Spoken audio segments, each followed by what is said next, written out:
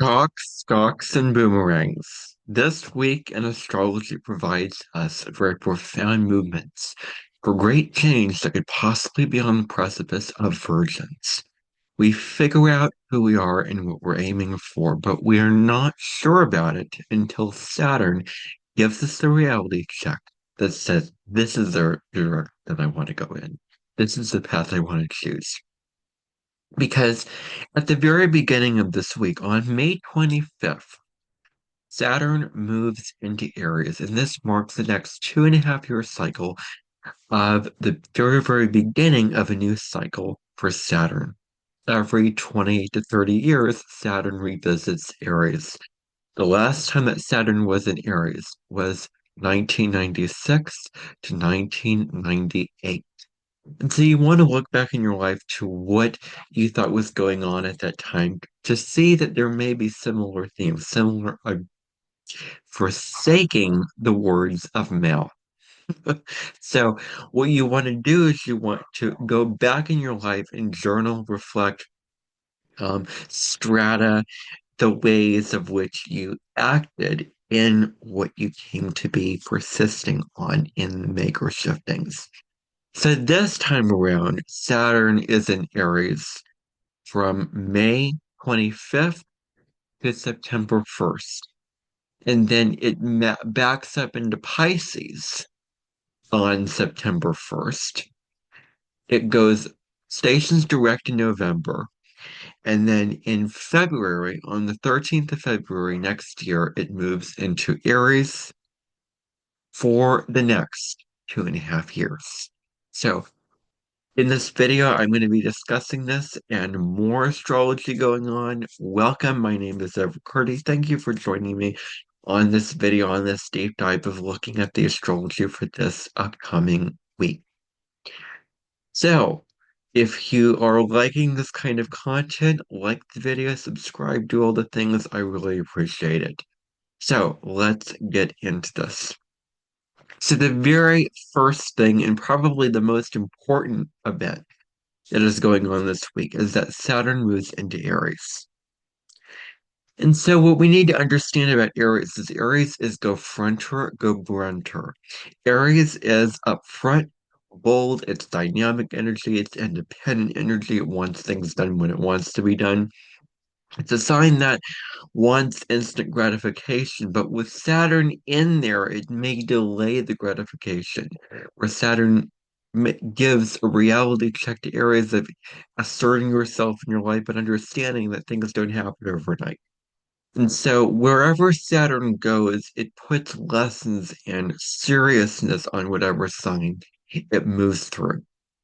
I want to recommend to you the work of Mel Robbins, who has Saturn in Aries, Moon in Aries, and North Node in Aries, and her whole premise is all about forcing yourself to get up and take action that will bring you the motivation to do the thing.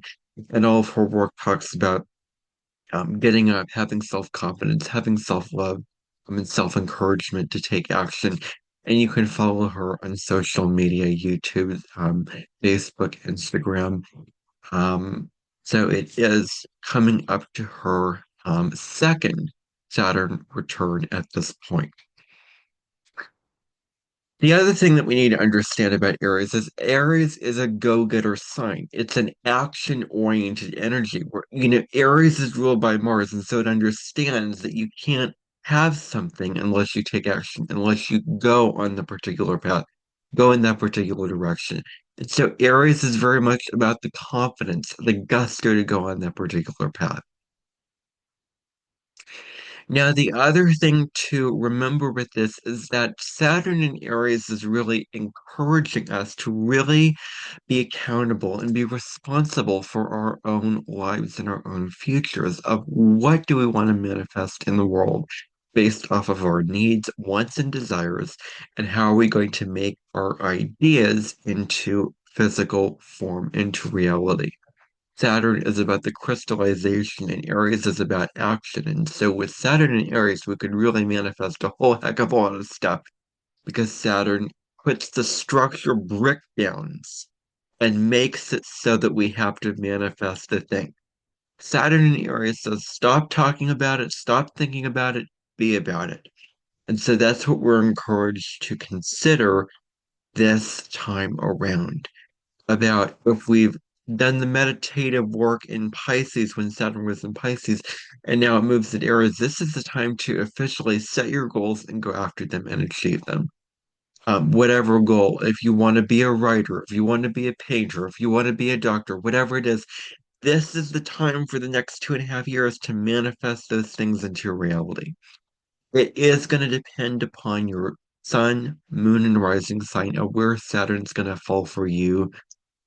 So if you're a Sagittarius rising, Saturn's going to fall into your fifth house, which is romance, um, creativity, dating, what the heart wants, those kind of things. And it depends upon your rising sun and moon signs to really, really look at that to determine how Saturn is going to affect you personally. Saturn, Aries is about making impulsive moves, but Saturn downplays the impulse part. And the moves that we make, the actions that we take are going to be very, very intentional over the next 2.5 years. We're going to do something with seriousness. We're going to do something with bravado. We're going to do something with green rolls. That kind of thing is where we're going to go in those directions of the white table. So we need to really take the lead here. Saturn in Aries is encouraging us to take the lead with effort, to really put that effort into what we want to manifest and really lead our lives and live our sovereign lives. Take the lead of our life, put ourselves in the driver's seat. Now, in 2027, at the very beginning of 2027, we are going to be having a Mars retrograde, which is going to last for many, many days. And that is going to really dampen the fire of Aries and Saturn, where we're going to be reflecting on our actions and our motivations and desires. And so we're going to take a look at that when we get there, um, because Mars retrogrades are very rare. They only happen every 2 years. So that's going to be a very interesting time. And the very last Mars retrograde that we had was very interesting because it started in Leo and it moved back into Cancer. And it was Dolly Parton's Mars retrograde return because she was born, Dolly Parton, she was born January 19th, 1946, in the middle, in the crossfires, in the eye of the storm of a Mars retrograde, starting from December 4th, ending February 21st of 1946, which is very similar to the last Mars retrograde cycle that we've just had. So it's very stimulating and very interesting to consider that Mars retrograde that we had shadowing back to 1945 to 1946. But anyway, I digress. So we're going to put in the hard work. Saturn, wherever it goes, it says you need to put the hard work in this area. You need to put in the effort, the blood, sweat, and tears into this particular area of life. The gods are not going to be assisting you. You need to do the work. Saturn is the greater malefic in astrology. So where do we need to roll up our sleeves, pull up our bootstraps, and put in now? Saturn gives us a reality check. Wherever it goes, it says, this is the writing on the wall. This is what's going on. This is what you need to consider. This is what you need to act upon. This is what you need to pinpoint into your plane flying in the air spectrum. This is what the blue pillow says to the green pillow. And when they come together, they make something. When Saturn and Aries come together, that's manifestation all of a sudden. So um, it gives us a reality check. Where do we need to get real about our needs, wants, and desires? Aries is a very, very simple energy which talks about what we desire most in ourselves, being the individual and forcing our will out into the world to achieve that thing. So we need to consider what areas of our life do we need to be more responsible in at this time. So this is the perfect transit.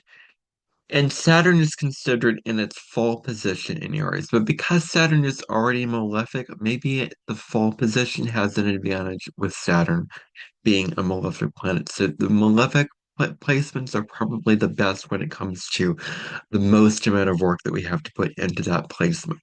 And Saturn is about hard work, not Jupiter, but Saturn. So this is the perfect transit to have a dream and manifest that dream one step at a time, not overnight, not a one night stand, but putting one foot in front of the other. It's like Capricorn, which is Saturn ruled, is the mountain goat, putting one foot in front of the other and gradually ascending that mountain.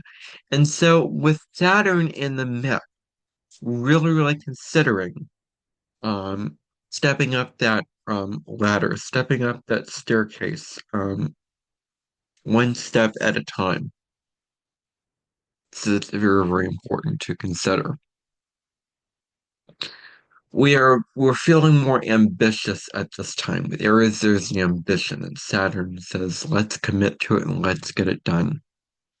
So Saturn is a very controlling energy. It wants to be in control of its environment, of wants to take control, take the reins. And Aries is the self-starter sign of the zodiac, and it's a cardinal sign. Cardinal signs indicate leadership and the need to be in control. Aries is cardinal fire. So it is the initiator. It's the first sign of the zodiac. It lights the match for all the other signs to follow. And imagination lays the tracks for the reality train to follow. And that is Pisces, imagination, Aries, action, reality. And so that's what we need to really consider at this time. This is about advancing ourselves in our life. So we're advancing ourselves one step at a time in our life in what we set out to achieve. Now, there is a need to bulldoze, there is a need to control, manipulate, hush, bush, Kleenex, be it all, lead, boss around, dictate with Saturn in Aries. This placement at its worst can veer on the edge of being self-centered, but at the best, it can be action-oriented. It can be, I have my desires and I know who I am and I'm going to achieve it. Not falling into the shadow side of Saturn Aries, which is self-centeredness when it turns into negative vantage points. So Saturn and Aries are very, very different energies. Saturn is very strategic. It has a plan. It wants to map the plan out. It wants to gradually put put this plan and map out what it's doing and makes actions with intention. But Aries wants to just act on impulse. I feel an impulse. I want something. I'm going after it. Boom, boom, boom. Really, really fast, like popcorn going off. So we may go into a series of reflection of how we take action, either impulsively or intentionally, purposely, and well thought out actions. And that's the lesson of Saturn. Thinking about our actions before we do them, thinking them out, drawing them out, mapping them out, really considering the actions that we take before we make them, and not being so impulsive, which is Aries. So this next 2.5 years is going to be having us chase down our opportunities. But because Saturn is in the mix, there may be obstacles, there may be roadblocks that we have to get over, that we have to put in the work to get over to achieve the life that we want to achieve. Aries is also an energy that stays in the fight for the bitter end. They will not surrender, they're relentless. They will fight until they win, um, fighting until the bitter end of that fight. And Saturn gives Aries the determination and the serious focus and dedication to do so. Now, what's interesting about this cycle is that way back in 1952 to 53, Saturn was in Libra, Neptune was in Libra, and they were conjunct. In 1989, in November 1989, Saturn and Neptune were conjunct in Capricorn. That was the fall of the Berlin Wall. Now, February 20th, 2026 is when Saturn and Neptune are going to make their exact conjunction at the very first degree of the zodiac, setting up a whole new cycle. Saturn gives the structure, gives the discipline, gives the hard work, gives us the reality. Neptune gives the dream, the illusion, the ideal, the idea. And when they come together, this can be dissolving of boundaries, but also creating boundaries. This can be manifestation, putting your dreams into reality. So we have this going on. And so again, that exact conjunction will be February 2026. Another thing to note about Saturn in Aries is that it is a very decisive energy. Aries is very decisive. Libra, on the other hand, the opposite sign of Aries, is very indecisive, where it weighs out all the options and it weighs out everyone's opinions, everyone's thoughts, hoof beats of what they have to put out into the world. Weighs out all the options from all the different perspectives and takes a long time to make a decision. Aries knows what it wants and it thinks of itself, and it's very decisive and it goes after what it wants. So this is what we're being invited to cultivate.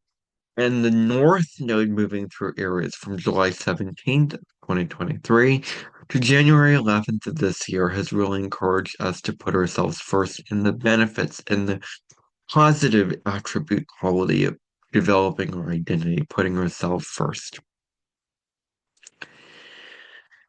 We may have a lot of obstacles during these next 2.5 years, but we need to face our shadows. And if we feel fear, this is about feeling the fear, put ourselves out in the world to do what we want to do, but do it anyway.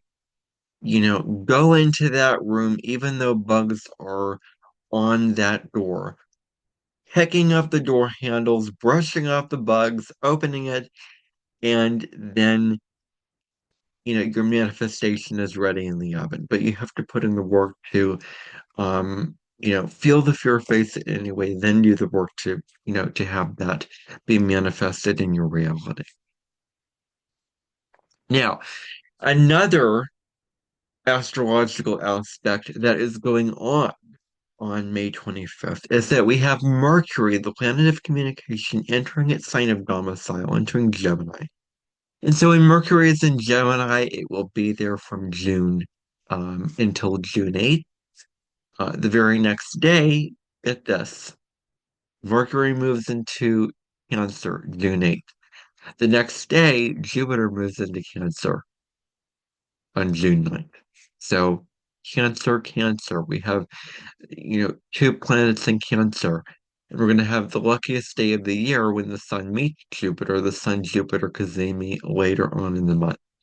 And that's going to be a very refreshing, watery transit of emotions and nurturing and home and nourishment. We're going to talk about that when we get there.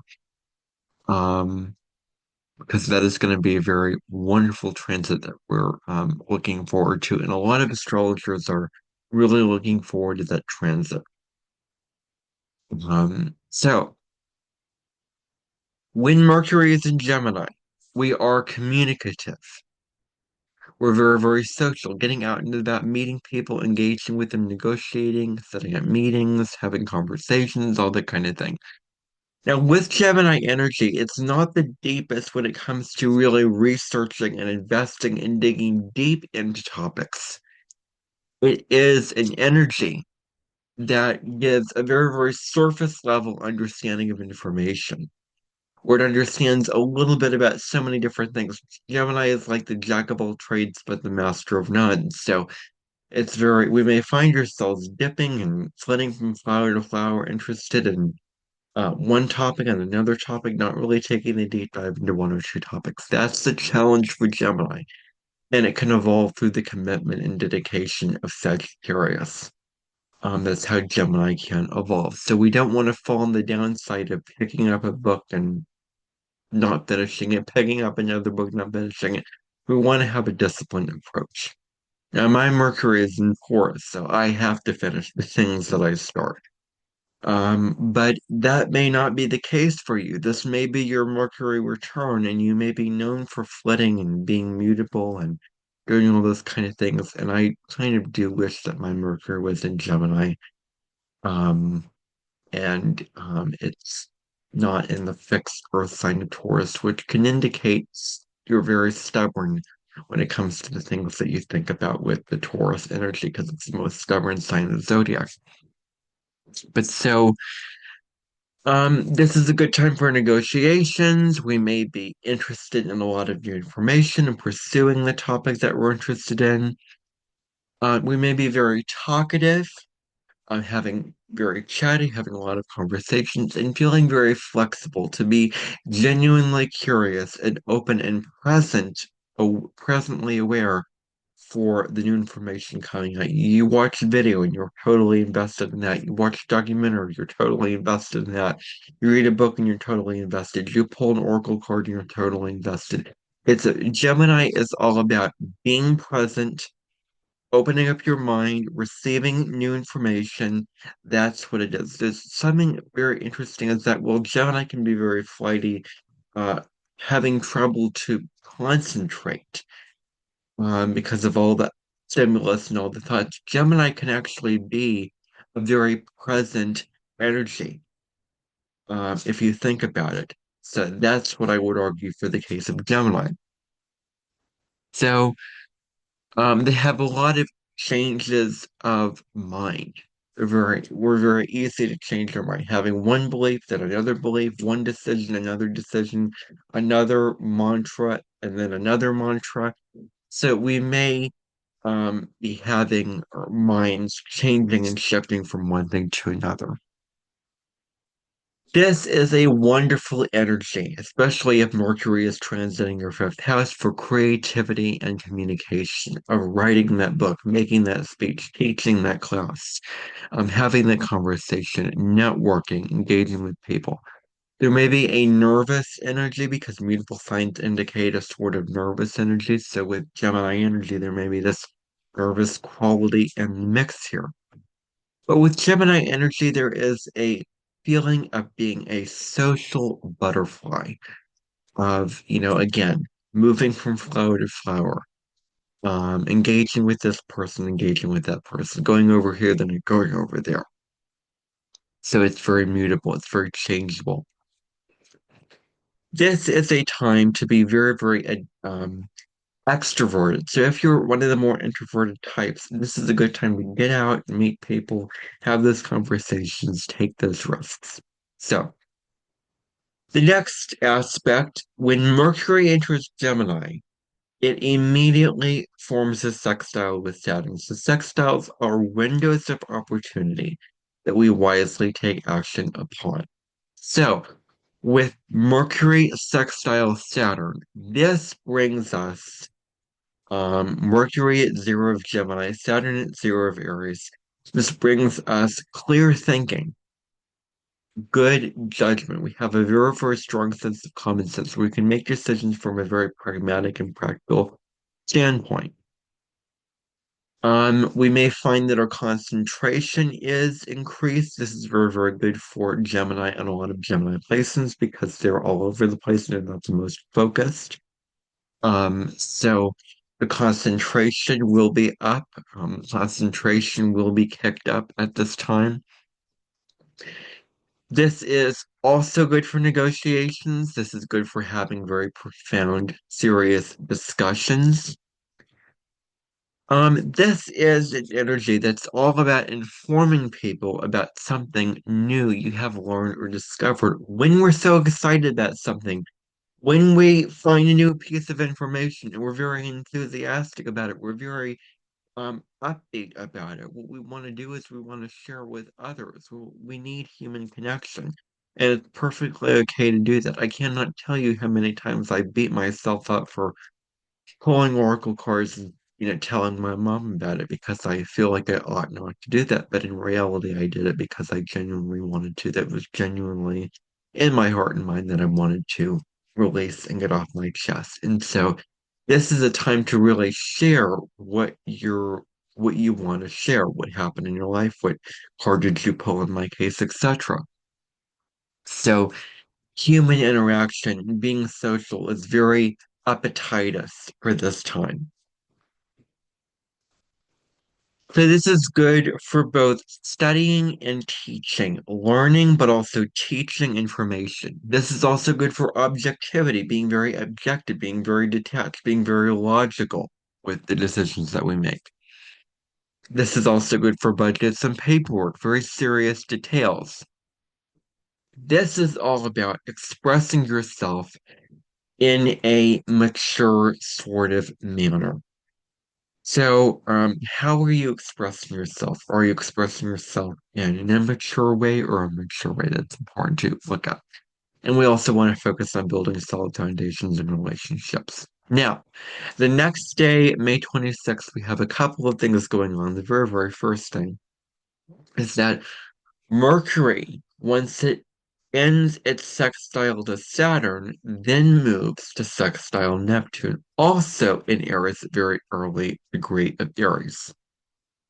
So Mercury sextile Saturn was part one. Mercury sextile Neptune is to be continued, part two. So here we go. Foreshadowing us the Saturn Neptune conjunction. That's February. You can think of it that way. So this is good for um creative and spiritual pursuit. This is good to engage in creative vantage points, to look at that green grass, to look at that hard sidewalk, who really invest your tuppence wisely in the bank for what you want to make in your life. When it comes to creative pursuits, writing, poetry, painting, or spiritual pursuits, divination cards, Reiki, meditation, breath work, Tai Chi, Qigong, I Ching, numerology, astrology, these kind of things. This brings us a healing energy. Neptune is a very healing bomb. It's a very healing energy. We can put a lot of healing in for other people, healing others. So we may be also very informative, very easy for us to pick up on information through our intuition. We're feeling more intuitive, where we can really tune into our intuition and pick up the signs and information that our intuition is trying to tell us that will dictate the words that we say, the actions that we take, the directions that we plan to go in. So we are receiving spiritual information through dreams or meditations. Asking your guide when you meditate, or asking your archangels, what do I need to know today? What should I focus on? And you can really get that intuitive information. But it's not from the logical mind, it's from your intuition when you meditate and when you reflect.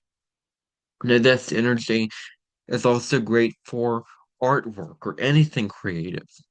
You may be feeling more compassionate, maybe very compassionately open-hearted and wanting to understand another person's experience, really feeling and having compassion for their experience, be it negative or positive, and having a stronger spiritual nature in that regard. Uh, Possibly you're interested in astrology, that could come about at this time. You may be relying on spiritual information, and when you do this, this information that you rely on will be more accurate than it has been. So trust your intuition at this time. This is also transit talking about socializing, being social, meeting people, having conversations, and listening to music. Really listening to music, especially high frequency music like piano music or classical music, that can raise you to higher vibrations where you're at a higher frequency. Music can do that. When you listen to high vibration music, you ascend to what is known as the fifth dimension. So, anyway, um, you may be feeling more dreamy and imaginative. So, your dreams, having a dream journal, or being imaginative, creating from your imagination, channeling things from your imagination down into your physical reality. And so this is about a time with going into reflection and internally processing certain things. So this is a time to really go into that deep space within ourselves and go through a spiritual processing. We may be feeling more empathetic and compassionate towards others. The downside of this is being so caught up in the dreams, so caught up in the fantasy that we lose our sense of direction, that we lose our sense of purpose, that we lose our sense of this is what I want to do, and darn it, I'm going to manifest it. So we're so caught up in the dream that we're forgetting about the manifestation, where when we make it real, that thing is far more potent than it was in your imagination because it's actually tangible. So this is also about engaging with others. This is going to bring deeper healing and understanding to the table. So this is the kind of thing that we want to focus on. We may be contemplating the spiritual and the mystical at this time also. The next thing that's happening on May 26th is the very, very end of the day, the 26th or the 27th, depending upon where you live in the world. The new moon in Gemini is going to occur at 6 degrees of Gemini. So we may be feeling an enormous, exciting reason to grow spiritually, to grow intellectually. Gemini new moons are about learning new information, being receptive to new information, and being open-minded to learn that information. You want to let your uniqueness shine out in the world instead of hiding it away. This lunation will definitely change your being, and I'm going to get into the aspects when we get there. Gemini is one of the signs, as I said earlier, that is probably one of the most present zodiac signs because what it can do is it can put its attention on something. It can be totally absorbed into that thing for that moment and be totally curious. And so that's what I would argue for Gemini energy. So being present for the things in your life and being intellectually curious with those things. Gemini's is one of the signs that's very, very good for actually all the mutable signs are great for oracle cards. Virgo gives the spiritual practice. Gemini gives the receptiveness to new information. Pisces gives us the spiritual oneness and openness. Sagittarius gives us the soul urge to gain guidance. And so all the mutable signs in divination go well like peaches and cream. So Um, that is what I would say for that. So this is about connecting with your true self and being in the universal flow. So connecting with your real self and being in the flow of the universe. So this is about acknowledging and loving who you are. It's about not jumping to conclusions before you understand the big picture. Make sure that you understand, you get the full picture of all the details before you draw conclusions because we can assume things, we can draw conclusions on false information. We didn't really hear the information, receive it, fully, and then we are house on fire, or which backfires on us. So this also brings us new ideas, new conversations to be had, new information to receive and take in and teach. You may be reading too far into something or overthinking somebody's tone of voice, which you actually perceive as offensive, but they were really meaning the best, having the best intentions, and they were being honest, and they genuinely care for you. So that's what we can really get lost in that black and white thinking also, as well as catastrophizing, which we can fall into that also. So it's important to not act on information that you only knew a sliver of, making sure that you know the full picture before you act on it. Gemini energy is also a dualistic energy. It's all about the duality of life. It's all about the choices in life. This option and that option. I can go this way and that way because Gemini is the twins and it puts the focus on the complexities of life, the differences in life, the different directions of life. So that's Gemini energy. So the aspects for this new moon, first of all, include a moon conjunct Mercury. Now, when we have moon Mercury aspects, the very, very first thing is talk about your feelings, write about your feelings, journal your feelings. Let those feelings out and be emotionally verbal and honest about your feelings. You may find that your emotions are more sensitive and changeable. You may find that to be the case. This is not good for making important decisions because you may be lost in the muck, in the fretters, in the gutters of what that information can entail, what that orange short has to say about that logo that you saw in the Macy's the other day. So these emotions are very sensitive and changeable. This is an energy that is not good for making important decisions because we're so emotionally invested that we can't think clearly because we're emotionally biased, emotionally colored, emotionally lost in that loop. And we're making decisions based on our emotions and not necessarily our logic, getting the facts right, and trusting our intuition. And knowing the difference between our emotions and our intuition is a very, very key lesson for a lot of people out there. Um, so as I said earlier, this is about sharing your feelings through written or spoken words. Get something off your chest. Um, so what we want to have is we want to have emotionally nourishing conversations with family and friends. So we want to have these kind of conversations very, very strong in the maker shiftings. Um, there may be strong intuition that we may have, strong psychic abilities. Emotions are easy to articulate at this time. We're feeling more verbal about them. We may be feeling emotionally attached to certain things. We may be feeling more empathetic, more intuitively connected to others also. Um, this is the time to really express your feelings to family members and other loved ones. So whatever is on your mind, whatever is in your heart, express that out. And there's a combination here of your intellect, Mercury, which is but versus with your intuition, which is the moon.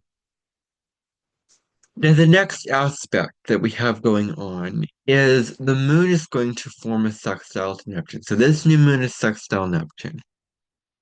So this brings about a heightened sensitivity and heightened emotion. So we may be feeling very, very emotional, swept in and lost in the sea of the foggy, nebulous emotions.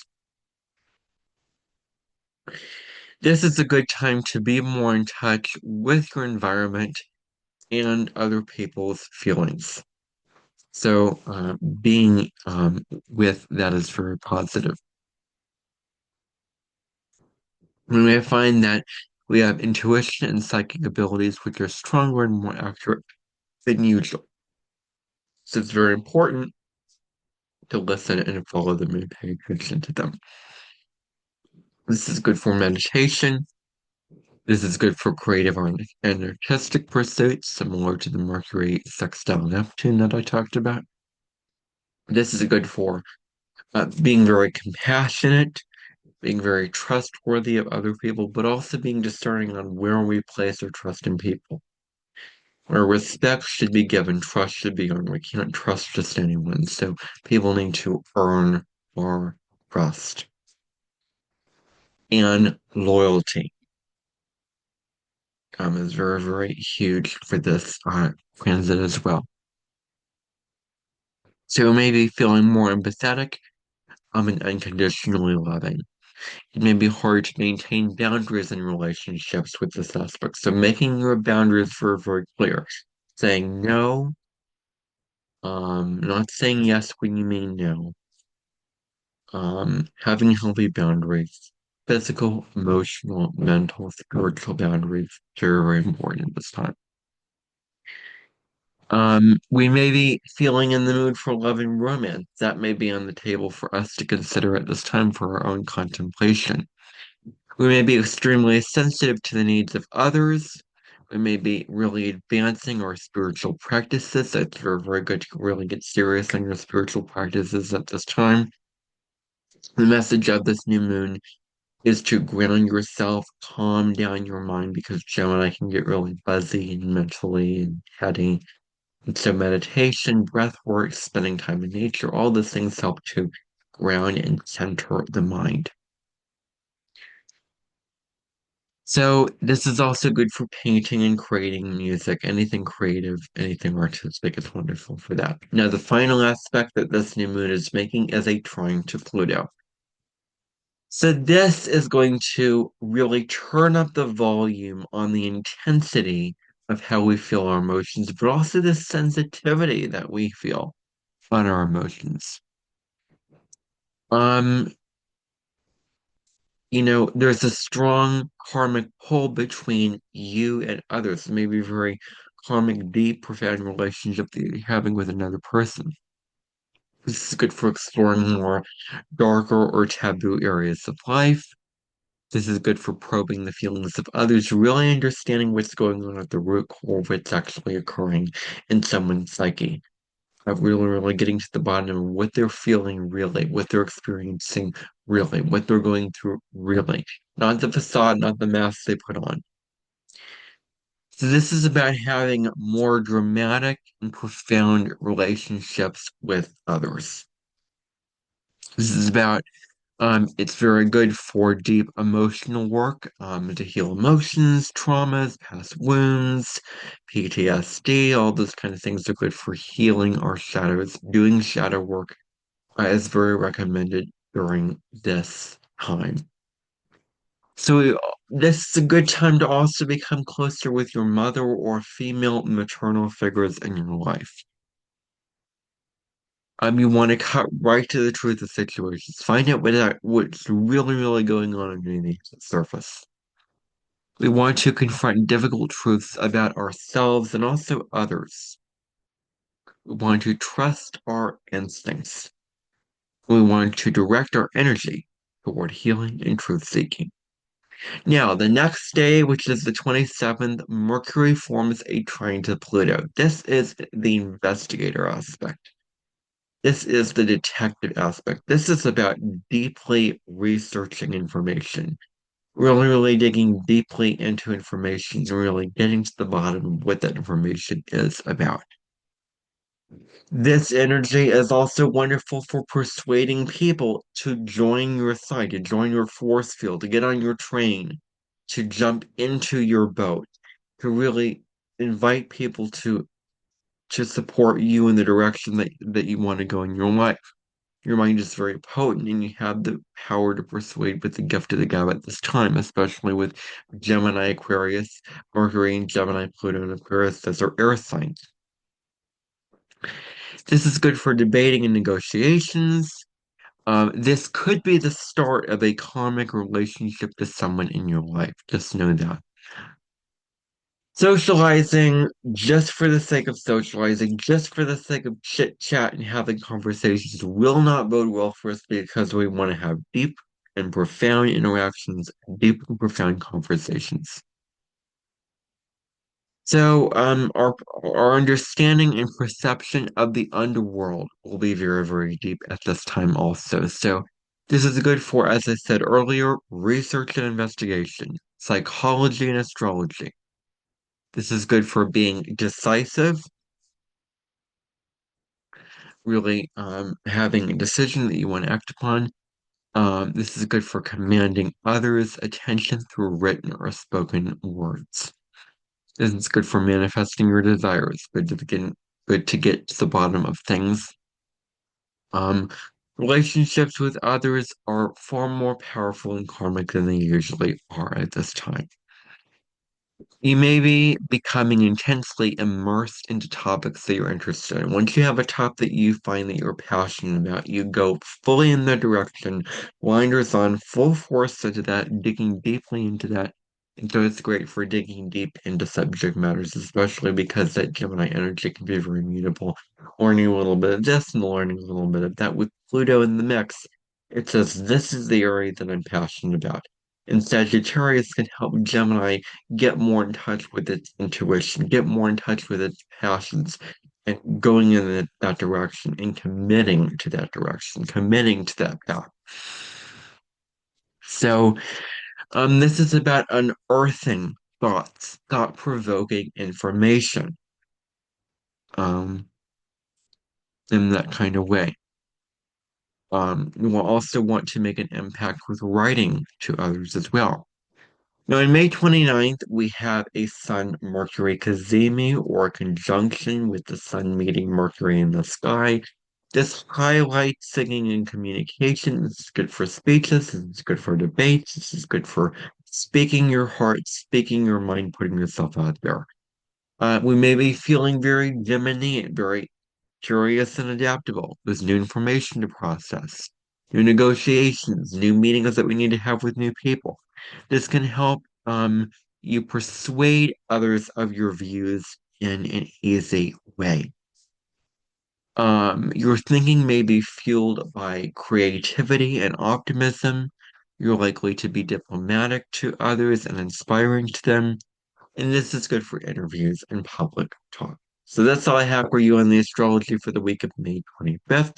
Thank you for tuning in. I will see you in the next video. If you're watching this on the day that it's getting published, tune in for a video all about the ascendant in the sign of Capricorn in the natal birth, the ascendant in the sign of Aquarius in the natal birth chart that I have coming up for you in a couple of days. So bye for now, everybody. Take care.